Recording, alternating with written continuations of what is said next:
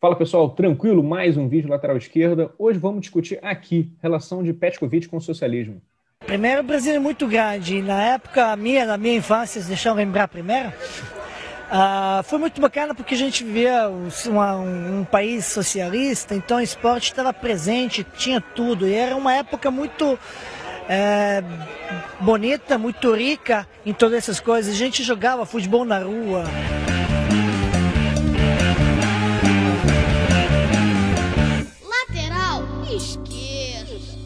Estou aqui com o Henrique Alvarez para a gente conversar. Antes de tudo, pontapé inicial. Quem foi esse Dejan Petkovic? Fala, Walter, tudo bom? Galera aí do lateral esquerda. Então, falar desse grande craque, né? Esse grande craque, lamentavelmente, não jogou no Botafogo, mas jogou ali em todos os times grandes do Rio, fora o Botafogo, e ainda é um time grande, né? Tem como provar. Eu ainda bota cápsula aqui, né? É grande. E em outros times brasileiros, como o Vitória, por exemplo, o Goiás, né, ele foi um grande craque, um grande atleta, né, completo, jogava muito bem, principalmente muito famoso por causa dos seus gols olímpicos, da forma como batia na bola, dos títulos que conseguiu, principalmente com o Flamengo, né, que ele consegue ganhar, inclusive, o campeonato brasileiro 2009, já com 38 anos, se não me engano, ali já, e o pessoal achava que ele ia voltar só para bater falta, e ele joga muito, né? Tem aquele famoso gol dele, né, contra o Elton, ali aos 43 ali do segundo tempo, contra o Vasco. Não sei se você lembra disso. Eu me recordo dele jogando com o Marcelinho Carioca, início lá da Taça Guanabara 2003. Só lembro disso. Só quando ele jogou no Vasco, né, ele saiu para ir para a China. E o Pet é um cara que tem uma memória ali de muito carinho, quando a gente vê ele nas entrevistas, da infância dele.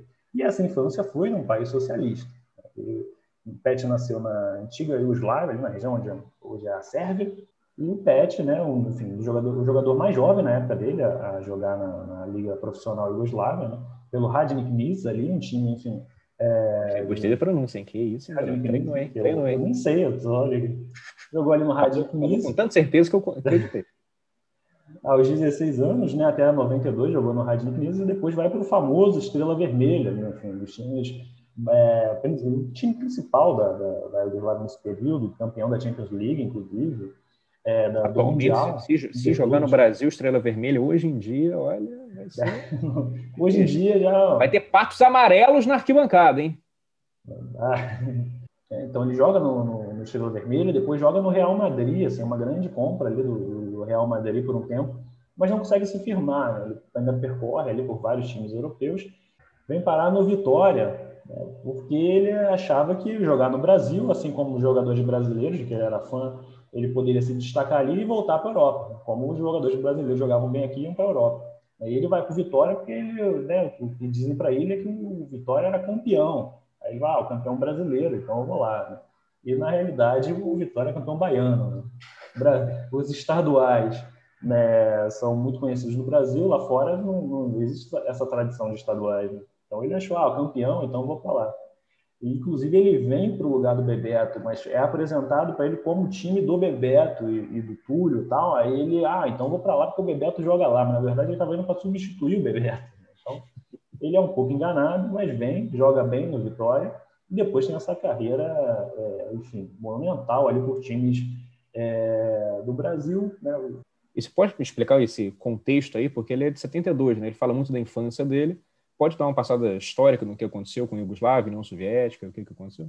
Exatamente. Né? O que era a Iugoslávia nesse período? Né? A Iugoslávia, diferente dos outros países ali da Europa Oriental, ela era um país socialista, governado ali pelo Partido Comunista Iugoslavo, sob dominância principalmente do Marechal Tito, que era o grande líder da Iugoslávia, mas ela se liberta dos nazistas não a partir da libertação dos soviéticos, dos soviéticos derrotando os nazistas. Né? Ela principalmente se liberta por conta de uma revolução interna, né? Ou seja, os partisãs ali, né? os guerrilheiros revolucionários iugoslavos, né? Eles libertam a Iugoslávia dos nazistas, com ajuda soviética, né? Financiamento, enfim, ajuda logística, mas de maneira própria. Então, a Iugoslávia ela é muito mais autônoma em relação à gestão do socialismo do que as outras nações da Europa Oriental, que vão pertencer à União Soviética. A Iugoslávia já é mais autônoma, e depois de um tempo, né, mesmo durante a Segunda Guerra, você vai ter alguns desentendimentos do Marechal Tito com o Stalin, e depois vão se agravando ao ponto de chegar em... A Iugoslávia, ela rompe com o Cominform, né, com o Comitê Soviético, da União das Nações Soviéticas, em 1948. Então, há esse rompimento. O general Tito é tido muito criticado como revisionista, classificado, né, acusado pela União Soviética de trotskismo, inclusive. Inclusive, há algumas, enfim, estudos que mostram que o Stalin tentou o assassinato dele, inclusive. Então, assim, contrariou bastante os interesses da União Soviética, mas era um país governado ali pelo Partido Comunista, que vai ter uma estrutura socialista de governo de gestão. Autogestionário, né? Exatamente isso aí, né? Ele vai ter uma experiência para o soviético. Sim, ele vai ser criticado ali pelo governo stalinista e tal por esse modo um pouco diferente, né? Então você vai ter, por exemplo, as fábricas, ao invés de ter uma gestão do Estado, elas vão ser autogeridas pelos trabalhadores. Você vai ter algumas diferenças ali em relação ao socialismo soviético, mas ainda assim uma estrutura socialista.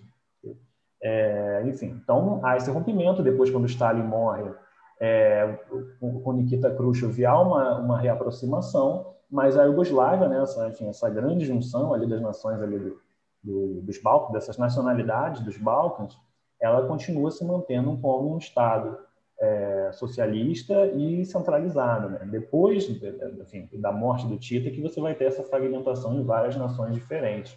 Mas até esse momento você tinha essa Iugoslávia unida sob um regime socialista. Mas e a questão política, né? Que ele deu várias entrevistas aí, tem vídeos aí bem populares que circularam bastante aí. A questão política, o que ele cita do socialismo que ele lembra? A entrevista mais conhecida dele é para Ana Maria Braga, né? Essa entrevista aí que viralizou faz já bastante tempo, mas ele dá a entrevista para Ana Maria Braga, e a Ana Maria Braga começa a falar, tipo, como é que era a sua infância, né, num país tal, lá na Iugoslávia, com tanta dificuldade e tal, e ele fala, tipo, não, meu país era um país maravilha, né? Ele fala literalmente isso. Né? Como é que é ter nascido num país com tantas dificuldades? Você saiu de lá com que idade? Quando eu nasci não tinha dificuldade nenhuma, era um país maravilha, né? A gente vivia em um regime socialista, né? Todo mundo bem, todo mundo trabalhando, tem trabalho, tem salário. Problemas aconteceram depois. E, assim, é um choque, porque... principalmente num período de tanto, né, mais assim para esse período ali dos anos 2000, 2010, né, esse anticomunismo gigantesco que você tinha, a ideia de um cara dizer, não, eu vivia num país socialista e era uma maravilha, foi algo que era chocante, né, assim. E vão ter uma série de outras entrevistas, uma inclusive para a Sport TV, em que ele perguntado para ele como é que era a infância dele, e ele vai falando, não, era bom porque eu vivia num país socialista, né, ele diz exatamente isso. E aí tinha muito incentivo ao esporte, eu aprendi a jogar todos os esportes na escola.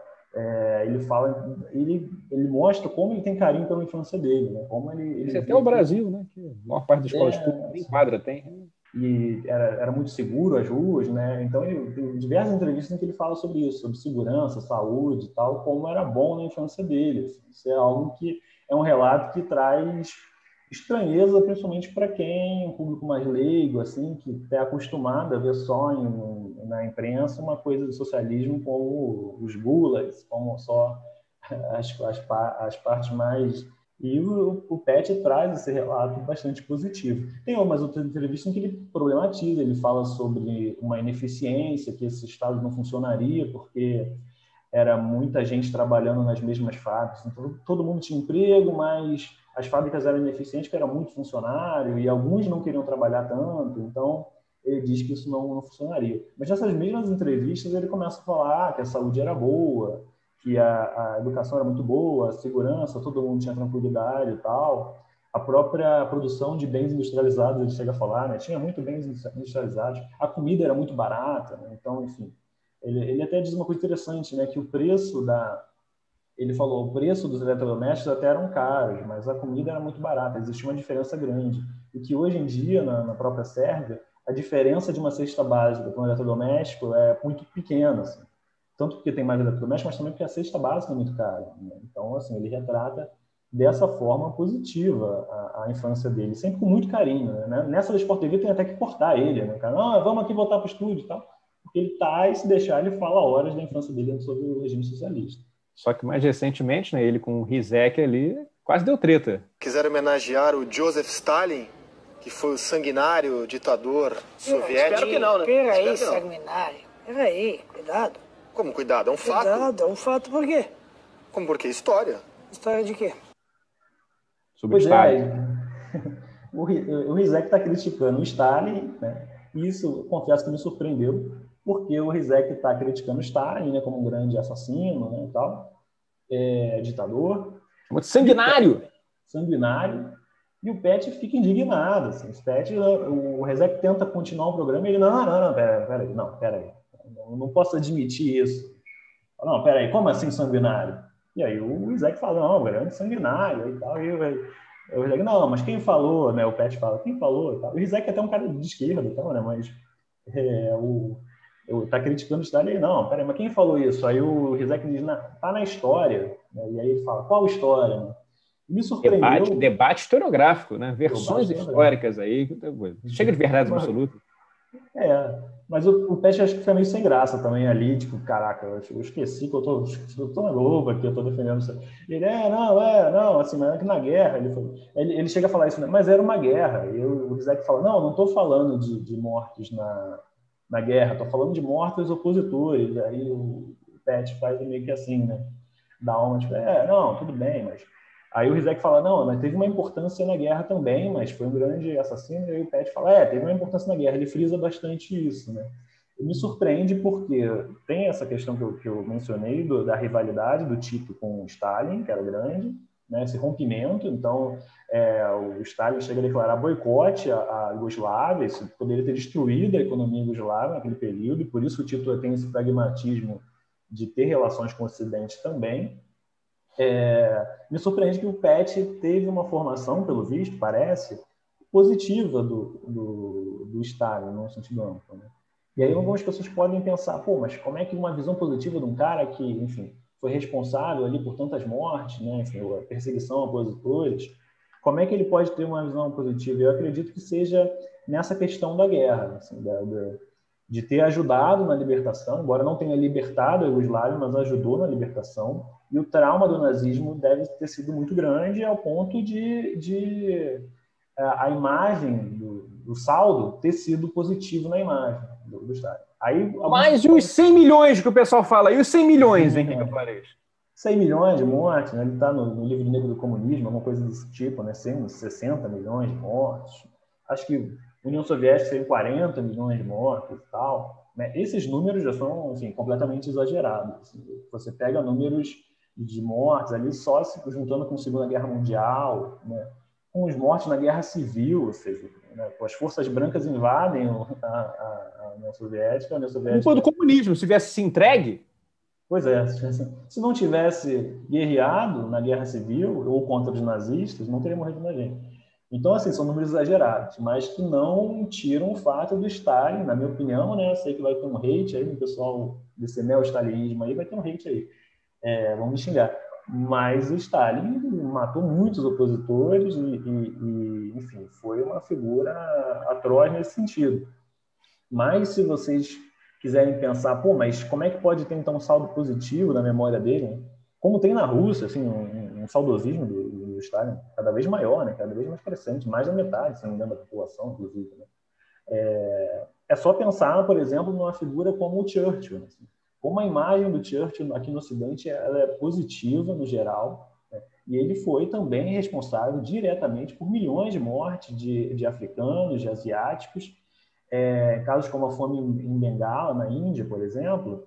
Você tem ele lá, né, retirando ali o arroz ali dos indianos, né? E você vai ter muita gente que vai defender, vai tentar passar pano também. Aqui nos comentários vai ter gente passando pano, dizendo, não, os indianos que quiseram vender o arroz. Aí postam, o livre mercado! Livre mercado. É isso. Eles postam um artigo do Churchill Institute, né, para dizer, não, olha só, os indianos que quiseram vender para a metrópole, né? A colônia só quis vender e tal. E foram milhões de mortes, enfim, aí vai de execuções ali, da perseguição, da opressão do Império Britânico, tanto quanto a essas mortes por fome, por miséria, a própria opressão sobre esses povos. O racismo do Churchill, né, enfim, que beirava não, era ali um supremacismo branco, assim, de dizer que sim, os brancos tinham direito de dominar os negros e os asiáticos porque eram superiores. É um discurso um pouco diferente do Hitler, inclusive. Então, até para a época, porque tem gente que fala, não, mas era um racismo, mas é que nessa época as pessoas eram racistas. Não, para a época, era um racista para a época. Era muito racista para a época.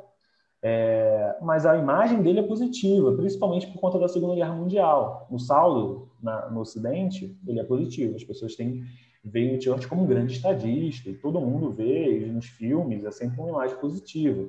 Então, os milhões de mortes que ele diretamente causa, e que muita gente vai tentar negar e passar pano, né? Ou seja, a mesma coisa que criticam no Stalin, fazem a mesma coisa com o Churchill, não tem o mesmo peso. Aí acaba ficando uma imagem positiva. Eu acredito que com o Pet seja a mesma coisa. Né? Por um cara aqui da Iugoslávia, né, o cara fez um monte de coisa, enfim, um monte de assassinatos e tal, de crimes, mas ele foi o cara que libertou da opressão nazista, então ajudou a libertar, quer dizer, né? Quem libertou foi os guerrilheiros, os revolucionários, né, os iugoslavos, liderados pelo Marechal Tito, mas o Stalin teve sua importância.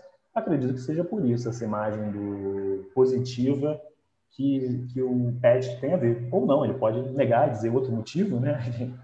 Pode estar nessa linha neostalinista, de Stalin matou pouco, né, tal. Pode ser, mas eu acredito que seja por isso. Show. Boas reflexões aí. Valeu, Henrique. Pessoal, agradeço aí. Curtiu? Deixa o like, se inscreve no canal, acompanha os outros vídeos. Valeu, galera. Abraço.